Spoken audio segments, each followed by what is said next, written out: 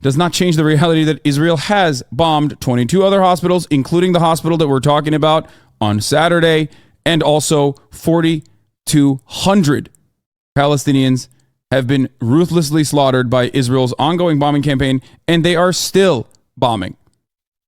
Make this make sense to me. If you are literally 100% certain you didn't do this, how the turn around and then reveal information that contradicts itself? It makes no sense. On Tuesday, the Gaza-based Palestinian Center for Human Rights said its investigation of shrapnel and other evidence led it to conclude that the blast was caused by an Israeli airstrike. This was a missile fired from an Israeli aircraft, said Raji Sorani, the director of the group, as he displayed pictures of what he said was a fragment showing the missile's serial number. Israel's Haaretz newspaper, meanwhile, cited unnamed Israeli defense officials, saying the military's investigation had concluded that 5 were killed by an Israeli strike. Asked about the Haaretz story, the military said it was still examining the event. It said that throughout the latest round of fighting, it had targeted militant infrastructure and made every feasible effort to minimize as much as possible harm to civilians and civilian property. Now, that part is obviously bullshit. Okay? What is... Oh, this is... Oh, from the... this is from this is from 2022. Oh, regardless. The instance... Thoughts on Hasan Piker's subreddit deleting a post showing the hospital explosion wasn't an IDF rocket? Yeah, I don't know what's going on with him. He's unhinged. Hasan's about 3 weeks from saying, "Can you bake 6 billion or 6 million cookies that fast?" Though, kind of. Remember. The Hasan and the lefties, well, the non-Muslim ones, the non-Arabic ones. That's not always true. Hasan and the lefties are not powered generally by anti-Semitism. They're powered by anti-Zionism, right? Their predisposition towards hating Israel and everything towards it comes from U.S. foreign policy, not their hatred of Jewish people. I don't know if that distinction doesn't matter for some people, but I think it's pretty important. The concluders are going to be able to fall back to pointing to the New York Times, et cetera, to excuse them. Yeah, so here's something that I don't know if it was always like this. I'd be super curious in grilling the editorial people at the New York Times, the Washington Post. I don't think it's acceptable. Oh, actually, show me a headline. Here's what I recall seeing. If I recall seeing this, this is pretty bad. Headline, hospital, like witnesses say hospital bombed, 500 dead, and then buried in the story, reported by officials in Gaza. That headline on an American publication implies that there's been some third-party verification there. I thought I saw this on the New York Times. The fact that they would publish that headline without sticking the Hamas or the Gaza reported, yeah, I think Reuters might have even done a similar thing. That is not good. I feel like, again, and I understand this is hard, but people are so desperate to either be anti-Hamas terror attacks, which you should be, or anti-IDF killing civilians or oppression of Palestinians, you should be. They're like rushing to try to prove their virtue by showing the other side. Like, I've said this before and I'll say it again. There's nothing, you don't lose anything by waiting a while. Like, you can just wait to report on what happened. Well, actually, I'm sorry, that was retarded.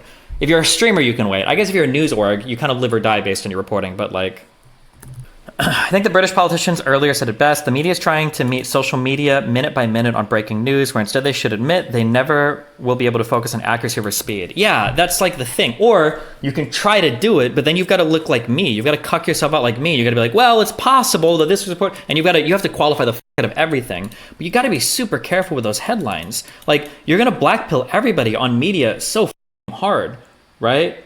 Whether it was the 40 decapitated babies was a bad look, especially for Biden to say that, because I don't think Biden had seen any videos or pictures of decapitated babies at that point. And now this like IDF bombs hospital, as reported by Hamas. Like, this Caroline chick is unhinged. I heard that she just like basically repeats everything that apparently she just repeats everything Hasan says uncritically to like all the other LSF streamers.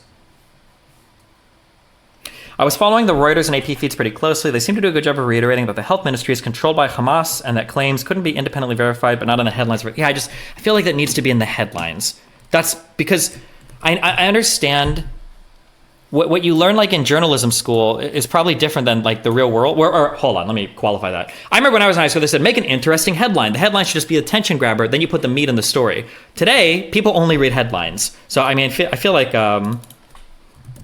yeah, I feel like you have to plan your headlines around people only reading those, which sucks, but. You should read the geoconfirmed thread on the missile. I did read that. I read through a couple threads on people looking at it. It looks like, it really does look like a Hamas rocket malfunctioned. I think they said the motor malfunctioned or something. And then the missile, the rocket blew up in and then it looks like it blew up once or twice in a parking lot in a hospital. The 500 dead figure sounds insane. Personally, I'll make a prediction here. I'll be a little brave. I would be surprised if it was like 15 or 20 dead, unless this parking lot was like packed full of people. I don't know how you could ever kill more than 50 people in that parking lot. Destiny, does it not look like it was intercepted?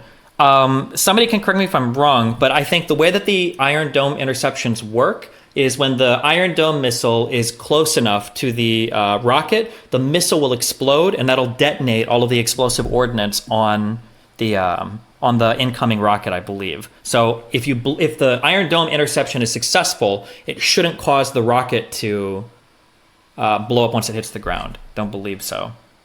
Also, yeah, I don't know if you can manually intercept, or if you can dynamically intercept rockets like out on the battlefield, because the Iron Dome shouldn't be covering rockets into Gaza like that, right?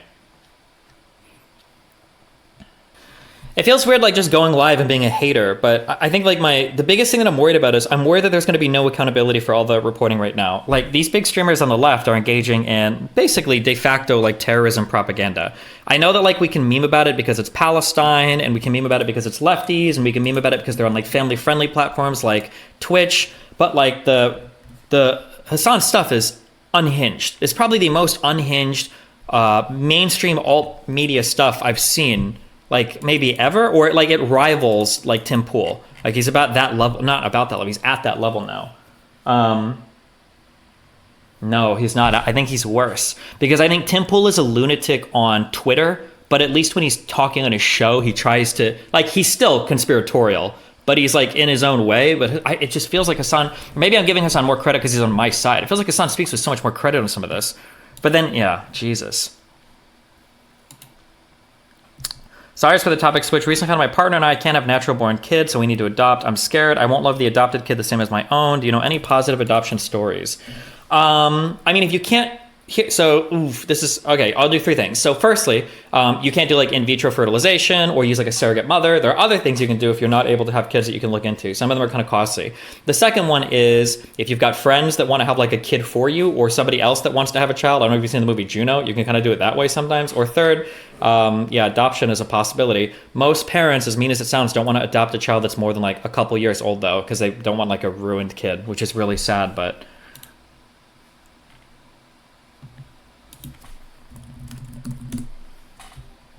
Thoughts on calling people like Hasan alt-left? I think alt-left is a cringe term. I don't like it. And it's not really alt-left. He's just a tanky. I think there's already words to describe those people. They're just tanky. Hasan feels like he's a lot more definitive about shit. It's not hard to imagine Tim Pool at least entertaining and listening to the other side. Yeah. Hasan is a featured TwitchCon creator. Twitch will play favorites and won't ban him until... Yeah, he's not going to get banned for any of this. I don't even think he should necessarily be banned. I don't think he should be banned. I just wish there was like... One, it sucks that I'm not on Twitch, so there's literally no pushback for any of this, because obviously none of the LSF streamers know anything. And then I don't know, are there any other big people that do politics on Twitch that get even like 500 different viewers? Like, if you've been like, this is just the whole narrative set on that site now. It's going to be, I haven't listened to this yet, but if you've been looking for a reason to stop pretending that you are a fan of Amy Schumer, here's your reason this week. Okay, all right. Amy Schumer, you are allowed to say full-throatedly, sucks.